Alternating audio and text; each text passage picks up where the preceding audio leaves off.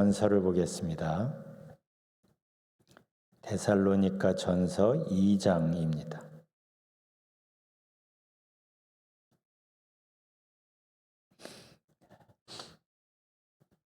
데살로니가 전서 2장 1절 2절 함께 봉독하겠습니다. 형제들아, 우리가 너희 가운데 들어간 것이 헛되지 않은 줄을 너희가 친히 아나니, 너희가 아는 바와 같이 우리가 먼저 빌립보에서 고난과 능욕을 당하였으나 우리 하나님을 힘입어 많은 싸움 중에 하나님의 복음을 너희에게 전하였노라. 아멘.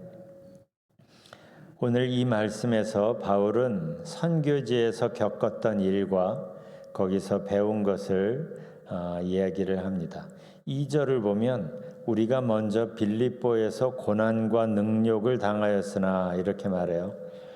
우리가 사도행전에서 그리고 바울의 편지들을 읽으면서 알 수 있듯이 바울 일행은 복음을 전하면서 힘들고 억울한 일들을 많이 만났죠. 그래서 여기서도 고난과 능욕을 당했다고 말하고 있어요. 그런데 이 말을 하는 이유가 자기가 당한 어려움을 쭉 늘어놓으려는 게 아닙니다. 이 말의 초점은 바로 그 다음에 있어요. 빌립보에서 고난과 능욕을 당하였으나 우리 하나님을 힘입어. 바울은 선교지에서 여러 가지 어려운 일들을 만났지만 그렇지만 중요한 것은 그 상황에 혼자 있었던 게 아니었다는 사실이에요. 하나님께서 약속대로 함께 하셨고 그리고 그 상황을 이기도록 그 상황을 견디도록 그 상황 속에서도 복음을 전할 수 있도록 힘주셨던 거예요. 바울은 그걸 여기에서 얘기하고 싶은 겁니다. 우리 하나님을 힘입어. 그래서 쉽지 않은 상황 속에서도 복음을 전할 수 있었다. 이게 바울이 고난과 능력이란 말을 꺼내는 이유예요. 그 상황이 쉽거나 견딜만 했다는 걸 지금 말하는 게 아니라 그 상황에도 하나님이 함께 하셨다는 것, 힘주셨다는 것, 이기게 하셨다는 것. 그러니까 바울에게 고난의 상황들은 힘들기만 한 시간이 아니라 하나님을 더욱 깊이 만나는 시간이 되었고 하나님의 새로운 은혜를 경험하는 기회가 되었던 거예요. 그래서 바울은 기뻤고 행복했던 거죠. 이걸 보면 바울의 삶은 쉽고 편안한 삶은 결코 아니었어요. 그런데도 그가 그러한 삶을 기쁘게 감사하게 계속 이어나갈 수 있었던 것은 하나님께서 동행하셨기 때문이고 거기서 경험하는 하나님의 도우시는 손길이 너무나 좋았기 때문이고 그리고 무엇보다 전해지는 하나님의 복음을 통해 사람들이 회복되고 살아나는 변화가 너무나 귀했기 때문이죠. 이게 바울을 행복하게 했던 거예요. 그러니까 바울의 삶은 겉에서 볼 땐 고되고 피곤하고 힘든 삶처럼 보이지만 그러나 그는 그런 상황을 하나님과 함께 했고 하나님이 그와 함께 하셨고 하나님의 은혜 안에 그가 있었던 거예요. 이게 바울이 말하는 믿음의 비밀입니다. 믿음의 비밀. 이걸 알아야 건강한 사역이 가능해집니다. 그래서 디모데전서 3장에서 바울은 믿음의 아들 같은 디모데에게 교회의 일꾼을 세울 때 믿음의 비밀을 가진 자를 세우라고 조언을 합니다. 믿음의 비밀을 가진 자를 세우라고.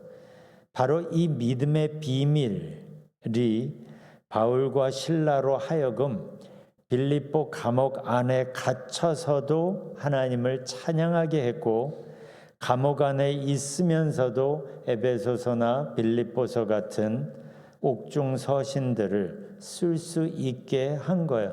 감옥 안에 갇혀서 언제 나갈 수 있을까를 고대하고 있었던 게 아니라 그 안에서조차 믿음의 편지들을 쓰면서 오히려 밖에 있는 사람에게 기뻐하라고 내가 항상 다시 말하노니 기뻐하라고 오히려 밖에 있는 사람들을 권면했던 거죠. 우리 눈에는 그들이 핍박받는 것 같고 감옥에 갇혀 있는 것 같고 억울한 것만 같이 보이지만, 그러나 바울은 그 안에서 함께 하시는 하나님과 함께 했고 이기게 하시는 하나님의 은혜 안에 있었기 때문에 그런 거예요. 이걸 오늘 본문에서 우리 하나님을 힘입어라고 표현하고 있는 겁니다. 우리에게 중요한 게 이겁니다. 바울과 함께 하셨던, 그래서 바울을 힘있게 하셨던 바로 그분이 우리 아버지고 우리 하나님이고, 바로 그분이 우리에게도 임마누엘을 말씀하시면서 지금 우리와 함께 하고 계신다는 것. 그래서 바울이 그런 상황에서 하나님을 힘입어 살아갈 수 있었던 것처럼 오늘도 우리가 하나님을 힘입어 살아갈 수 있게 하기 위하여 하나님은 오늘 이 말씀을 통하여 우리에게 도전하시는 거예요. 주일날 예배드릴 때 참석하는 게 신앙생활이 아니라 하나님을 힘입어 살아가는 게 신앙생활이기 때문에, 하나님을 힘입어 살아가는 것, 바로 그게 신앙생활이기 때문이에요. 하나님과 함께 하시는 임마누엘 하나님, 그 하나님을 향하여 우리의 믿음의 눈을 여는 것, 그래서 그분과 함께 일상을 살아가는 것, 이게 신앙생활입니다. 하나님께 초점 맞추며 하나님과 함께 걸어갈 때, 그때 생기는 가장 놀라운 변화는 상황에 내 마음을 빼앗기지 않게 된다는 겁니다. 이게 신앙이 살아있는지 아니면 그렇지 않은지를 구분할 수 있는 게 나의 마음의 초점이 어디에 가 있는가요? 상황을 무시한다는 게 아닙니다. 우리의 상황은 중요합니다. 그렇지만 상황에 마음 뺏기지 않는다는 말은 상황보다 크신 하나님께 초점 맞춘다는 말이에요. 노아가 하나님께서 심판하실 수밖에 없는 그 세대를 살았지만 하나님의 눈에 띄었던 것은 그는 상황 속에 있었던 게 아니라 하나님 앞에서 살아갔기 때문이잖아요. 우리도 마찬가지인 거예요.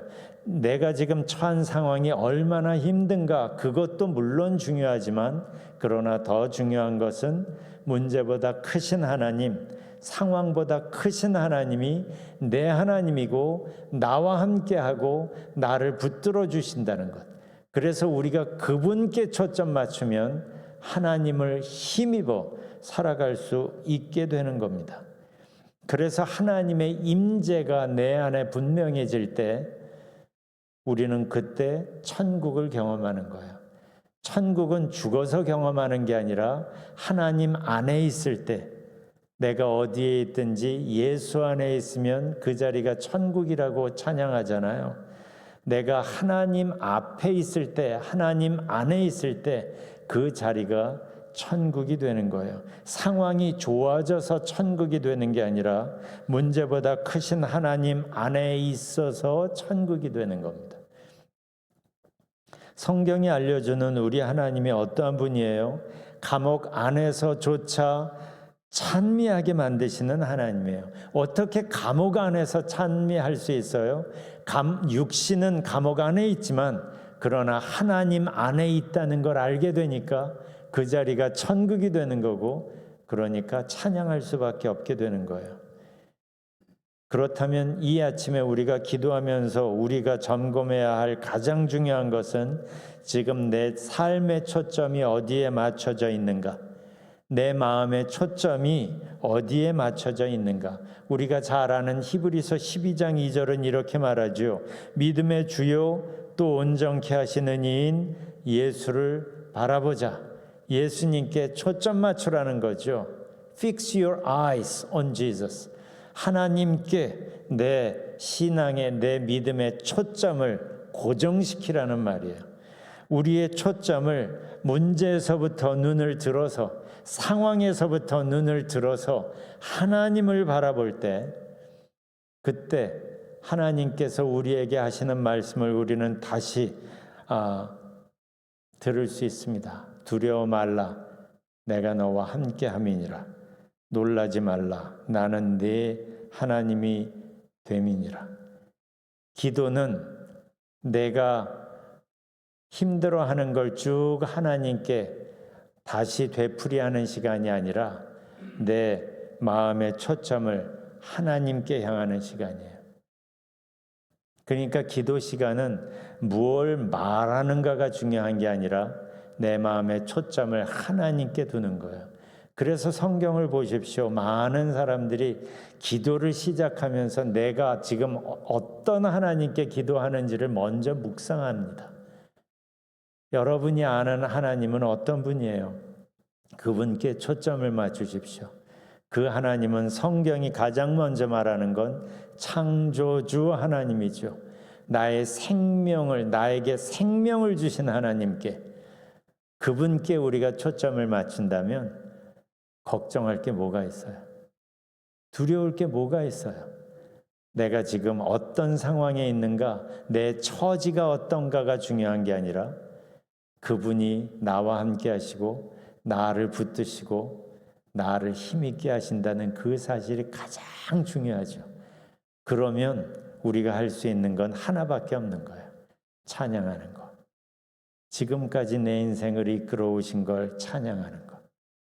그래서 다윗이 압살롬이 쿠데타를 해서 광야 끝까지 피신한 상황에서도 주의 인자하심이 내 생명보다 나음으로 하면서 찬양할 수 있었던 거예요.